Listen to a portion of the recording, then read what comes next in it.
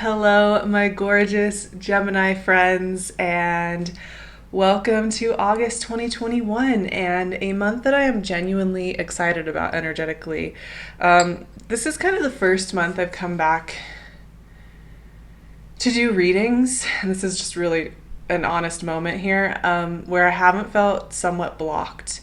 And it's something I'm going to get into in a coffee and chat, but I have really opened back up, and I feel like the energy in August gives us an opportunity to all do that, to kind of reconnect to our divine nature, reconnect to our sense of trust in ourselves and the way we connect to this greater fabric of existence.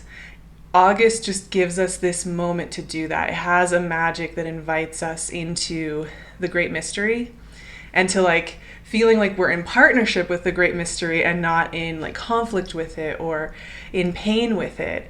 And I was really excited looking at Gemini's energy for this month because Leo season is so wonderful for Gemini because it's in flow with you. It's sextiling with all, whatever Gemini placements you have, energy moving through Leo, like the sun, Mars, and a new moon are all going to be emphasizing and highlighting beautiful things about your creativity, using your voice, being expressive the way that Geminis are meant to be, playful and expressive, right? So it's very supportive of you as we move through Leo season.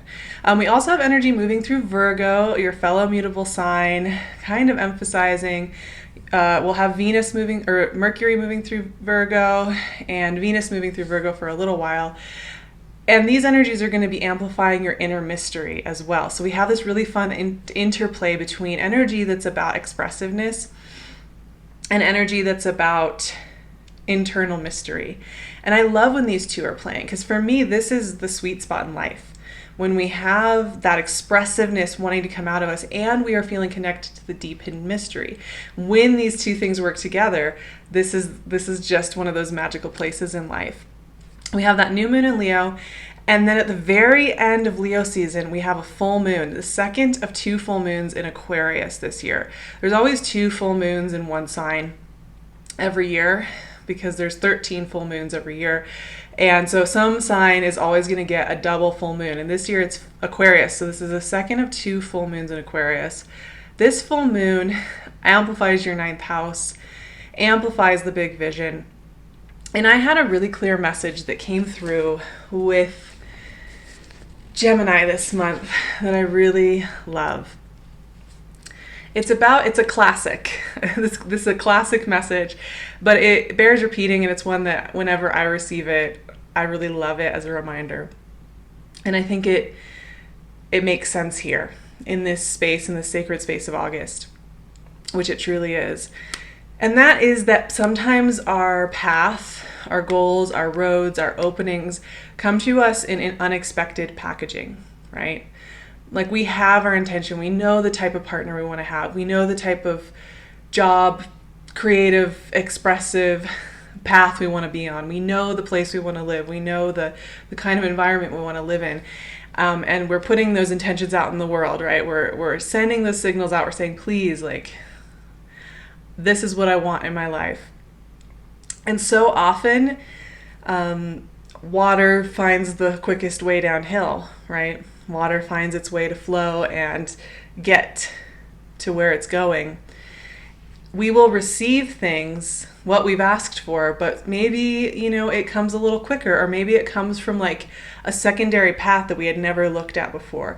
Or maybe we even get presented with an opportunity of something that we didn't even realize we wanted consciously, right?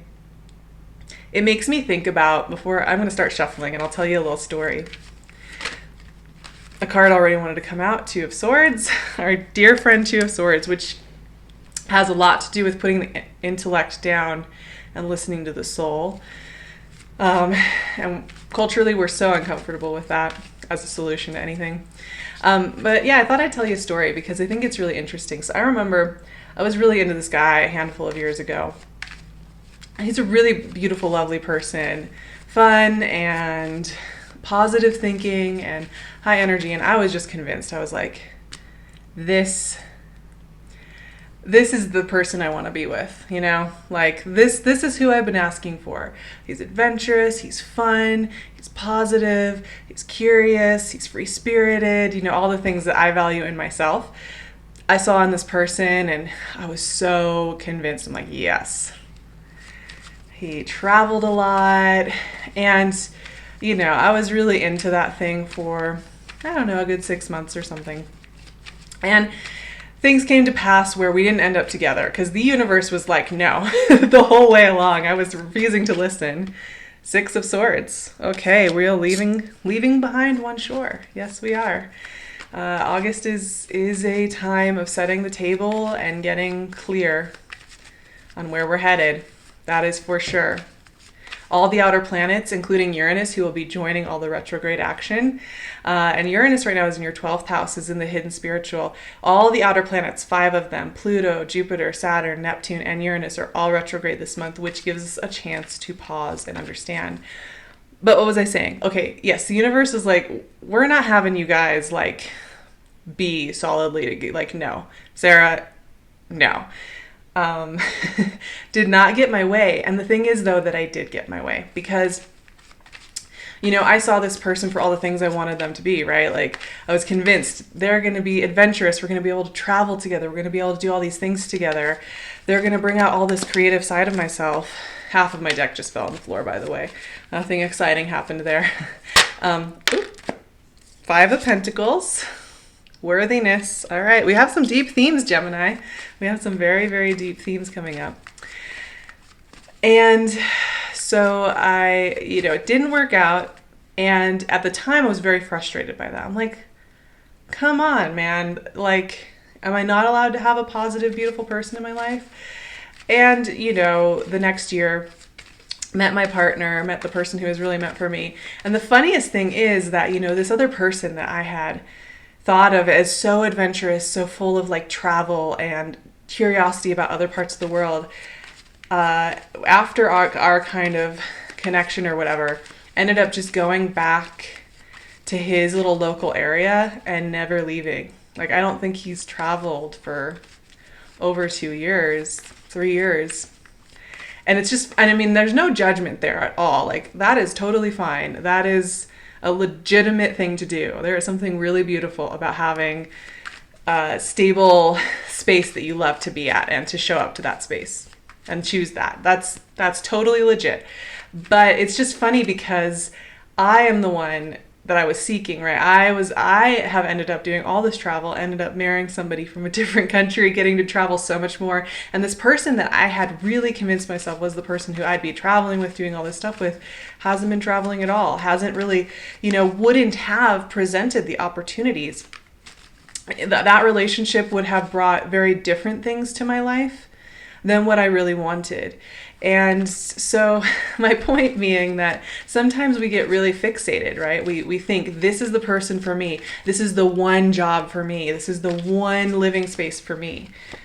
And 7 of Cups. Okay, we are just going full on spiritual here, my friends, which honestly, and then the Hanged Man was at the bottom of the deck. So we gotta incorporate him, I think. I love him.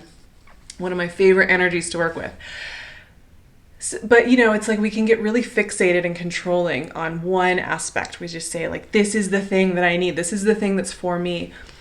But, we don't actually know that, right? We don't actually know how all those elements are going to play out. We don't actually know that's the best thing for us necessarily. And so mostly what I'm saying is just be open to the magic that wants to meet you this month. Be open to there being like infusions of help and wisdom that come to you from unexpected places. You relax your sights if you are hyper focusing on something, some specific outcome you really, really want.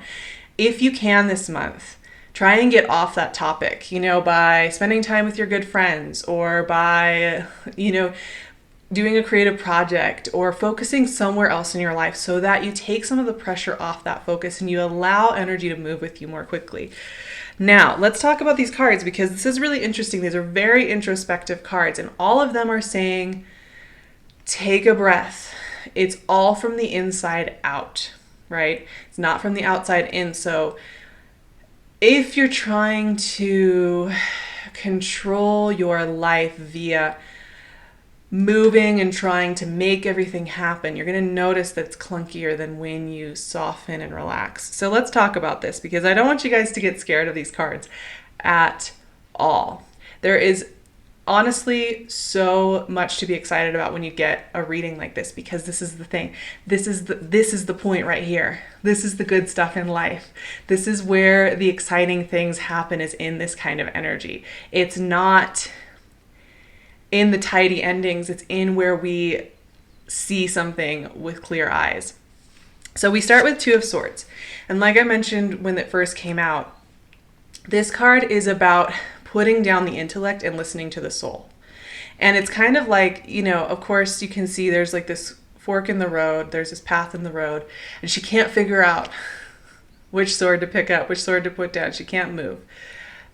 And here's the thing, we have this moon behind her, right? And the thing is that we can analyze and repeat and repeat and repeat questions over and over and over again. But unless we just let our inner guidance system just tell us what we need, we can spin our wheels for weeks, for months, for years on something. So Two of Swords always says, rather than trying to push through to a conclusion, take a moment, meditate, get off the topic, rest, breathe deeply into your belly and see what answers come up. Now you are being invited to a new shore, and there is something being left behind. And I do think because this month is there's a calmness to it. There is a clarity to it. There is it's like a sea there's not a storm coming in. So there's very smooth water that you can kind of get a lay of the land, lay of the ocean, lay of the interconnected web. This is a really important time to acknowledge how much you've changed. Excuse me. Since January. Acknowledge what you are leaving behind. Acknowledge the path you are leaving behind. It looks to me, when I see this, like you know something's changing. You know that you're leaving behind some aspects of yourself, some aspects of the road, maybe even some relationships or situations, right? And you realize that you've changed. You're already left the shore. You're already midway through the stream. It's important to feel that fully. Here's the other thing though, what I see is you're going towards some really new, big, beautiful things. And there's where that message came in for me, you know, let those surprises, the different packaging, the different formula, the different way things want to come and meet you, not just the one that you've preordained on your vision board or in your in your storyline in your head, but the millions of different pieces that are moving through the world at all times. How do they want to come and support you? Be open to that, because so often I think we feel unworthy. And this is where Five of Pentacles comes in. This is shadow work, basically. It's inner child work, it's shadow work, inner worrier work, inner dictator work, all of those things, those parts of ourselves that want to worry, that say we're shut out, that say we're disconnected. Whenever you get this card, it's an invitation to look at those things, because I think so often we feel unworthy of just feeling connected to divine, to just feeling like things are allowed to work out. It's like we're skipping a step if we don't also feel a little stressed about it, a little over analytical about it, a little controlling about it. But this Five of Pentacles is having you look at where you feel like you aren't allowed to feel connected. You aren't allowed to let new beautiful things into your life. And it truly is the greatest blessing when this block comes up, because if you're willing to sit with it, I like to have conversations with this voice that says, oh, I'm shut out. Oh, nothing will ever work. I'm so afraid. You know, the woeful voice. Sad little turtle inside that speaks up that for me. Let it tell you what it's worried about. Let it tell you what's too scared. Let yourself grieve where you're feeling that fear. Let yourself feel it. And I tell you what, your connection to divine will amplify immediately. I found this to be true just in the last couple of weeks. I've had some places where I just wanted to stay positive. I just wanted to stay focused on the outcome. I just wanted to stay focused on, why things are working out. And funnily enough, that was making me feel detached from the divine. And in taking the time to let myself feel what had changed, letting myself feel where I was afraid to just trust, I was able to trust. And also I would say welcome in divine help. And that's where Seven of Cups and the Hanged Man come in.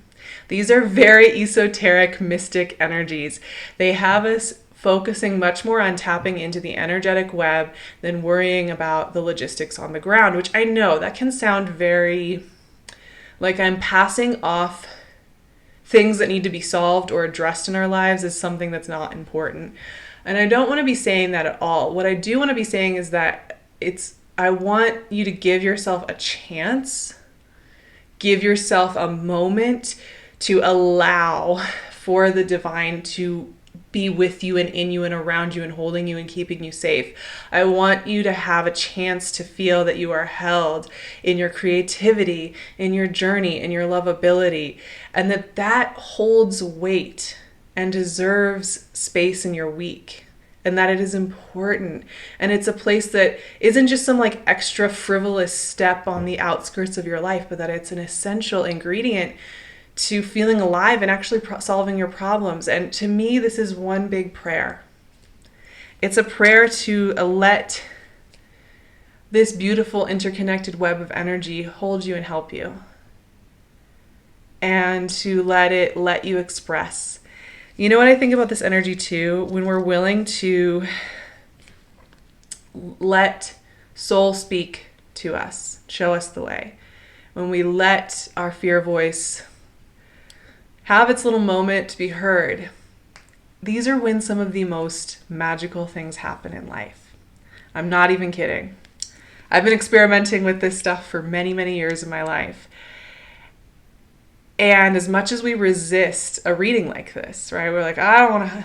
This is such a magical moment. No kidding. So remember, Seven of Cups and Hanged Man are not about focusing on the things you feel defeated by, right? That Hanged Man is strung up and this guy is kind of in the dream cloud, but in really focusing on your energy. I have a toast for you all. May this month be full of clarity, full of answers, full of joy, full of liberating emotional expression, creative expression, a coming home to yourself and your divine energy signature, to allowing yourself to feel that divine energy moving through you and with you at all times, and to allow for there to be divine guidance and help in your life. I wish for just a gorgeous month of trusting your soul more, trusting your gut instincts more, and feeling that light and that kindness and that beauty and that playfulness just bubble out of you. I love you guys so much. I'm going to be covering a lot more of my personal journey with a lot of this stuff, like my energy blockage and just how I've been like finding my way back to my soul signature over the last few months, and on my Patreon. So I'm going to be offering lots of support and connection and community over there. It's a really great way to support me, and also for me to support you. It's a really beautiful exchange of energies there. I'd also love for you to hang out here because, as usual, I'm always here hanging out. And I'd love to see you on Instagram. So I'll leave all my links below so you know where to find me, my beautiful Gemini friends. And I will see you very, very soon for more chats. Sending you my love.